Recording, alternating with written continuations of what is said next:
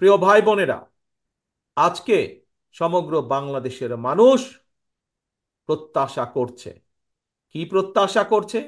যে তাদের প্রিয় দল, বাংলাদেশ জাতীয়তাবাদী দল বিএনপি, ইনশাল্লাহ জনগণের সমর্থন নিয়ে আগামীতে সরকার গঠন করতে সক্ষম হলে বাংলাদেশের মানুষের প্রত্যাশার যেই বাংলাদেশ, সেই প্রত্যাশার বাংলাদেশ গড়ে তোলার কাজ করবে। প্রিয় ভাই বোনেরা, গত কয়েকদিন ধরে আমি একটি কথা বলেছি, নিশ্চয়ই আপনারাও সেই কথাগুলো শুনেছেন, বিভিন্ন জনসভায় আমি বলেছি। আজ আপনাদের সামনেও সেই কথা বলতে চাই। আমরা একটি পর্যায় অতিক্রম করে এসেছি, যেই পর্যায়টা ছিল স্বৈরাচারের পতন ঘটিয়ে দেশের মানুষের কে মুক্ত করা। প্রিয় ভাই বোনেরা, স্বৈরাচারের পতন হয়েছে, বাংলাদেশের মানুষ স্বৈরাচার মুক্ত হয়েছে। একটু আগেই আমি বলেছি, স্বৈরাচারের পতন হয়েছে বলেই সকল বিপদ কেটে যায়নি, এখনো সামনে বিপদ আছে। আমাদেরকে এই ব্যাপারে সতর্ক থাকতে হবে। কিন্তু এর পাশাপাশি আমাদেরকে দেশ গড়ে তুলতে হবে, দেশকে ঐক্যবদ্ধ করতে হবে, দেশকে সামনে নিয়ে যেতে হবে। পৃথিবীর বুকে বাংলাদেশকে গড়ে তুলতে হবে একটি সম্ভাবনাময় দেশ, একটি সম্ভাবনাময় জাতি হিসাবে। প্রিয় ভাই বোনেরা, আমার বক্তব্যে আমি বলেছি যে শুধুমাত্র রাজনৈতিক মুক্তি হলে, রাজনৈতিক অধিকার প্রতিষ্ঠা হলেই সকল কিছু হয়ে যায় না।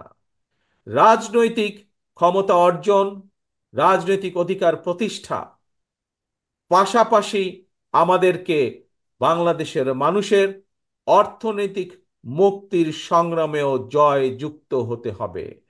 বাংলাদেশের মানুষের অর্থনৈতিক সংগ্রামেও আমাদেরকে জয় পেতে হবে। তাহলেই একমাত্র আমরা আমাদের যে আন্দোলন, সেইটির কাঙ্ক্ষিত লক্ষ্যে আমরা পৌঁছতে সক্ষম হব।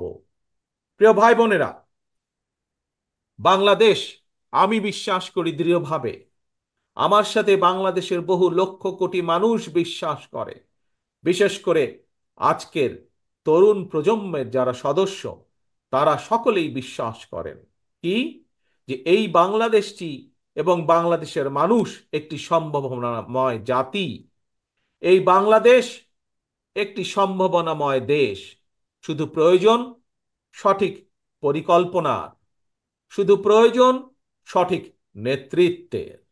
প্রিয় ভাই বোনেরা, যদি আমরা রাজনৈতিক ক্ষমতা অর্জনের মাধ্যমে আমরা যদি সঠিক মানুষগুলোর হাতে এই দেশ এবং জাতির নেতৃত্ব তুলে দিতে সক্ষম হই, এই দেশের মানুষকে যদি আমরা সুযোগ করে দিতে পারি যে কারা তাদের নেতৃত্ব দিবে, সেই দায়িত্ব যদি আমরা মানুষের হাতে তুলে দিতে পারি, আমি ব্যক্তিগতভাবে বিশ্বাস করি তাহলে সেই দায়িত্বপ্রাপ্ত সঠিক ব্যক্তিবর্গ, সঠিক ব্যক্তিগণ এই জাতিকে সঠিকভাবে নেতৃত্ব দিতে পারবে।